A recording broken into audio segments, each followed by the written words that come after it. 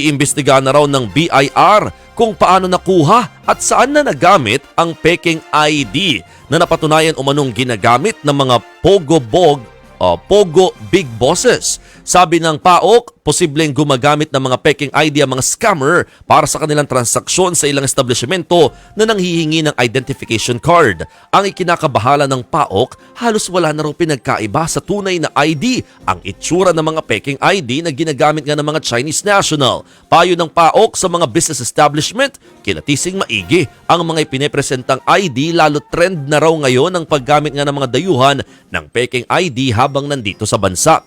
Matatandaang nitong nakarang linggo, pinagbubuksan ng mga otoridad ang 81 vaults sa loob ng ni-raid na Pogo Hub sa Porac, Pampanga. Na-recover sa mga vault ang ilang cellphone, rehistro ng sasakyan at mahigit 1.5 million pesos na cash. Pero sa isang vault, may nakuha rin na BIR ID na nakapangalan sa isang Chinese national na si Lin Liguang. Una nang sinabi ng Presidential Anti-Organized Crime Commission ng PAOK na posibleng gamit ng Pogo Big Boss ang nasa vault. Pero nang ipa-verify ng News 5 ang ID sa BIR, lumabas na peke o hindi lehitimo ang naturang ID.